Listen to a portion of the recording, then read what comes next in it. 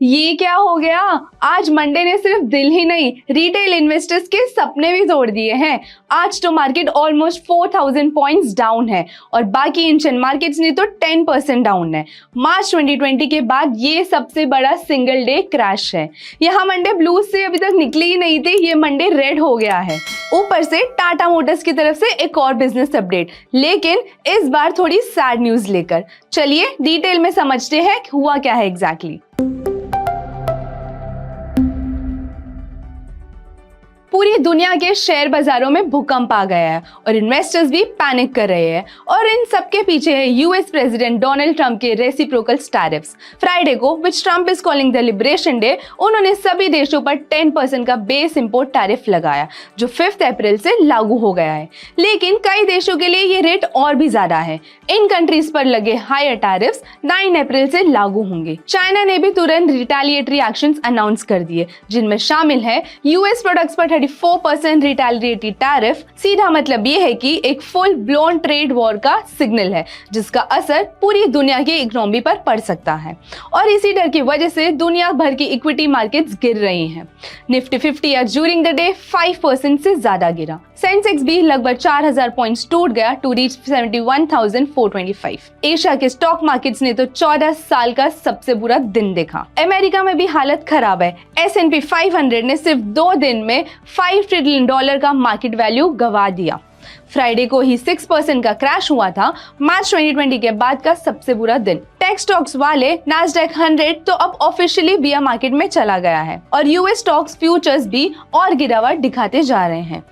जैसे ये काफी नहीं हुआ था कि ट्रंप ने जख्म पर नमक डाल दिया when he tweeted on his way to play golf at Mar-a-Lago resort stating great time to get rich। Well, इन सब के बीच में फॉरेन इन्वेस्टर्स ने 5th दिन भी शेयर्स बेचे। फ्राइडे को उन्होंने 3,484 करोड़ के शेयर्स ऑफलोड किए।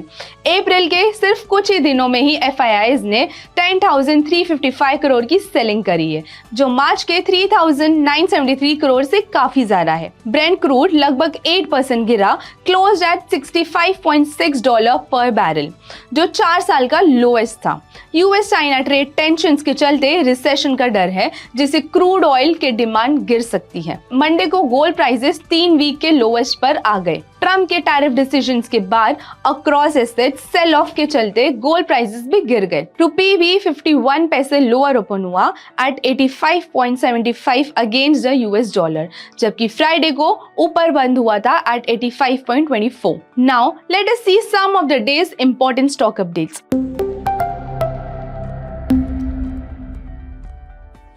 आज टाटा ग्रुप स्टॉक्स फोकस में है। Trent is down 19%, Tata Steel is down 11% and Tata Motors is down 13%। Tata Motors के शेयर्स 10% गिर गए। ये इसलिए हुआ है क्योंकि UK based subsidiary Jaguar land rover JLR ने डिसाइड किया है कि वो अप्रैल के महीने में यूएस को गाड़ियां एक्सपोर्ट नहीं करेगी। यूएस ने 25% टैक्स लगा दिया है, जिसकी वजह से JLR को यूएस में कार बेचना महंगा हो जाएगा।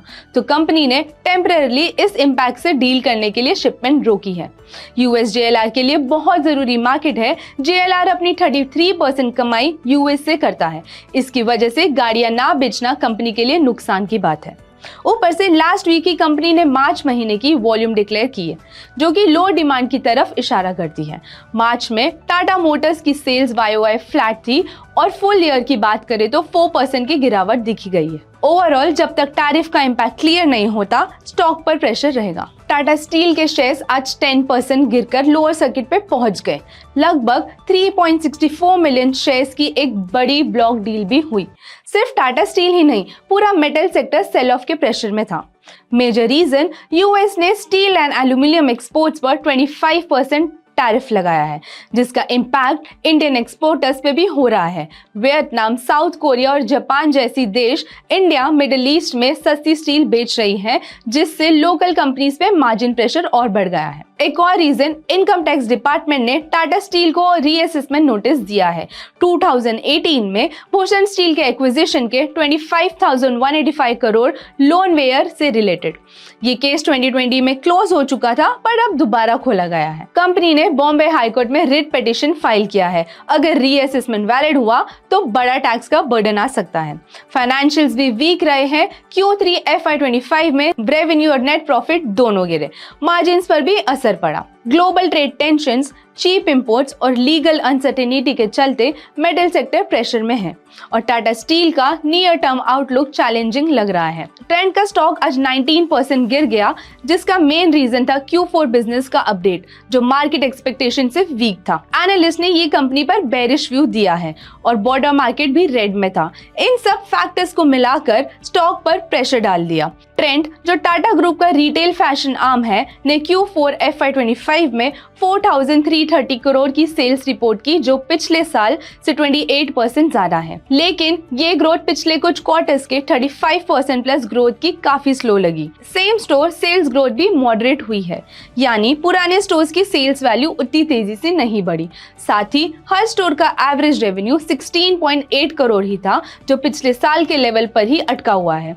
मतलब कोई ग्रोथ नहीं है। Domino's pizzas operator Jubilant FoodWorks के शेयर्स मंडे को 4% गिर गए।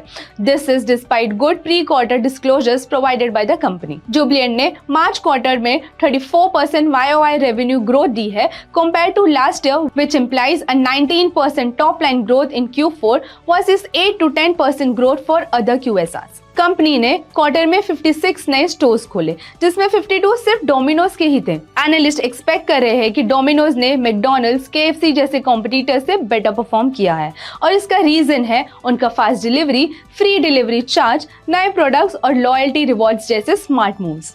एनालिस्ट का मानना है कि कंपनी आगे भी अच्छा परफॉर्म कर सकती है, बस मार्जिन और प्रॉफिट पे नजर रखनी होगी।